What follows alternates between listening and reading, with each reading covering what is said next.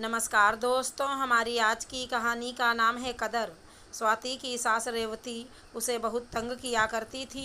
स्वाति स्वभाव से बहुत सीधी थी, इसलिए वो अपनी सास को कुछ नहीं कह पाती थी। एक दिन स्वाति की सास स्वाति से कहती है, क्यों बहू, ये क्या बनाया है तुमने? ऐसा खाना देने से तो अच्छा है कि तू मुझे जहर ही दे दे। क्या हुआ मम्मी जी, खाना अच्छा नहीं बना है क्या? अरे बहुत ख़राब बना है, समझ नहीं आ रहा खाना खा रही हूँ या गोबर। माफ़ कर दीजिए मम्मी जी, मैं दोबारा बना देती हूँ। तेरी माफ़ी से क्या मेरा पेट भर जाएगा? आप गुस्सा मत होइए मम्मी जी, मैं अभी कुछ बना कर लाती हूँ। तब तक मैं ऐसे ही भूखी बैठी रहूँगी। अच्छा बेवकूफ़ बनाया तुमने मेरे बेटे को, किस चुड़ैल को ले आया हमारे घर। अब ये आंसू मत बहा, जा जाकर कुछ अच्छा सा बना कर ला। इसके बाद स्वाति रोते हुए खाना बनाने के लिए किचन में चली जाती है। शाम को जब केशव दफ्तर से घर आता है, माँ स्वाति कहाँ हो तुम दोनों? तभी वहाँ पर माँ और स्वाति दोनों आ जाती हैं। क्या हुआ, क्यों गला फाड़ रहा है? माँ आज हम तीनों शॉपिंग पर जाएंगे, वाह बड़ा मज़ा आएगा। अरे काहे की शॉपिंग, इसके बाप ने पैसे भिजवाए हैं क्या, या तुझे खजाना मिल गया है? ओहो माँ, अगले महीने चाचा जी के यहाँ शादी है ना, वहाँ जाने के लिए मैं तो भूल ही गई थी। जब से ये स्वाति आई है ना, मेरे दिमाग का तो दही ही हो गया है। उसके बाद तीनों शॉपिंग करने के लिए चले जाते हैं। बाजार जाकर स्वाति की सास कहती है, बेटा पहले मुझे कोई अच्छी सी बनारसी साड़ी दिलवा दे, तेरे ससुराल से एक भी ढंग की साड़ी नहीं आई मुझे। हाँ माँ, पहले आप ले लो। हाँ माँ जी, हम आपके लिए बहुत ही सुंदर साड़ी लेंगे। अरे तू चुप कर, आई बड़ी मुझे साड़ी लेकर देने वाली। तू क्या जाने ये सब, तुमने तो अपने मायके में इतने बड़े बड़े माल भी नहीं देखे होंगे। माँ जी मैं तो बस कहा ना चुप। माँ की साड़ी लेने के बाद केशव कहता है, माँ की साड़ी तो हो गई स्वाति, अब तुम अपने लिए एक अच्छी सी साड़ी ले लो। अरे छोड़, इसे क्या ज़रूरत है साड़ी की, इसके पास तो पहले ही शादी की इतनी साड़ियाँ हैं। पर माँ जब हम आ ही गए हैं तो स्वाति के लिए भी एक साड़ी ले ही लेते हैं, इसके लिए कुछ लेने की ज़रूरत नहीं है, चुपचाप घर चल। सास की बात सुनकर स्वाति भी अपना मन मारते हुए कह देती है, हाँ जी, मेरे पास तो बहुत ही साड़ी पड़ी हैं, मैं उन्हीं में से डाल लूँगी। और वो फिर सभी घर आ जाते हैं। अगले दिन स्वाति अपने मायके जाती है। अरे स्वाति दीदी, आप आ गईं, मैं कब से आपका इंतज़ार कर रही थी, आपने कितनी देर लगा दी। मैं भी तुम्हें बहुत याद कर रही थी रागिनी। दीदी, आपका चेहरा इतना उतरा हुआ क्यों है? रागिनी के ऐसा पूछने पर ही स्वाति रोने लगती है और रोते हुए कहती है, मैं बहुत परेशान हो गई हूँ, पर तुम मम्मी पापा से कुछ मत कहना। नहीं कहूँगी दीदी, पर आप मुझे तो बताइए। स्वाति रागिनी को सारी आप बीती सुनाती है। ये सुनने के बाद रागिनी को उसकी सास पर बहुत ही ज़्यादा गुस्सा आता है और वो मन ही मन में सोचती है कि शुक्र है कि मेरी सास ऐसी नहीं है। 2 दिन रहने के बाद स्वाति अपने ससुराल जाने की तैयारी करती है। रागिनी अपनी माँ से कहती है, माँ मैं भी थोड़े दिनों के लिए दीदी के ससुराल रहने जा रही हूँ।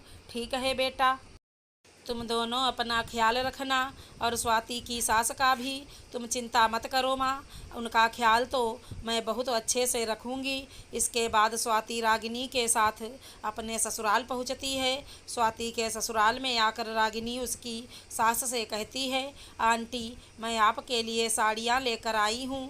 अरे वाह, दिखा तो सही।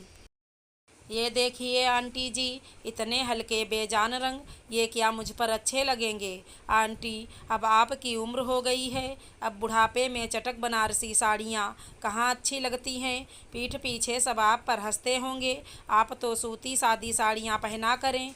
रेवती मन में ही सोचती हैं, अरे इसकी ज़ुबान तो कैंची की तरह चलती है, इससे तो इसकी बहन ही अच्छी है। अगले दिन रागिनी स्वाति की सास से कहती है, आइए आंटी आपके चेहरे पर उपटन लगा दूं। हाँ लगा दे बेटा, ये स्वाति तो पता नहीं क्या थोप देती है उपटन के नाम पर, ना रंग निखरता है ना कुछ। आप ना आंटी, नीम का लेप लगाइए, आपकी त्वचा चमक जाएगी। रागिनी चुपके से उस उपटन में टैनिंग क्रीम मिला देती है, जिससे रेवती का रंग काला हो जाता है। मुंह धोने के बाद जब रेवती अपना चेहरा देखती है, हाय राम, ये क्या हो गया मेरे चांद से चेहरे को, ये क्या किया तुमने? आंटी जी, मैं तो अपनी सास के चेहरे पर भी यही लगाती हूँ और उनका चेहरा तो निखर जाता है। मेरी सास तो इस उपटन की दीवानी है। आपके चेहरे में ही कोई खराबी होगी, तभी रंग गोरा नहीं हुआ, गोरा नहीं काला हो गया। इससे तो लाख गुना अच्छी तो मेरी स्वाति है। यह कहकर रेवती वहाँ से चली जाती हैं।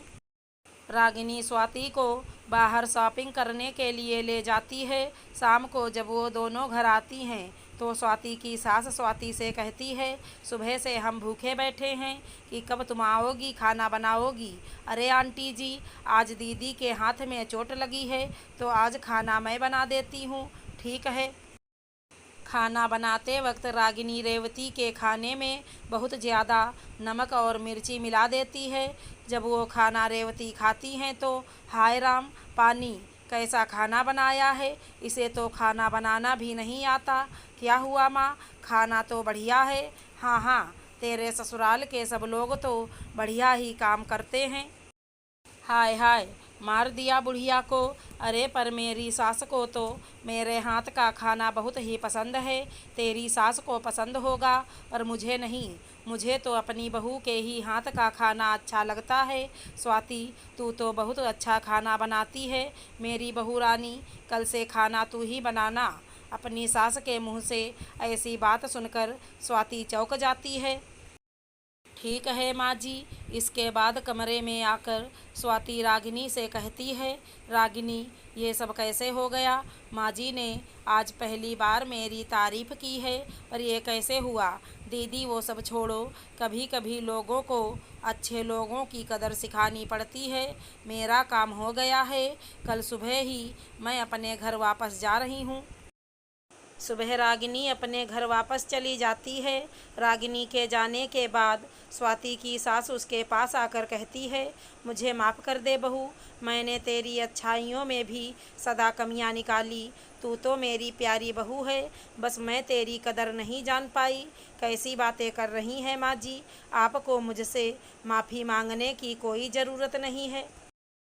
आपको यह एहसास हो गया, मेरे लिए तो यही बहुत बड़ी बात है। इसके बाद दोनों हंसी खुशी रहती हैं। अगर हमारी कहानी पसंद आई हो तो चैनल को लाइक शेयर सब्सक्राइब करें। धन्यवाद दोस्तों।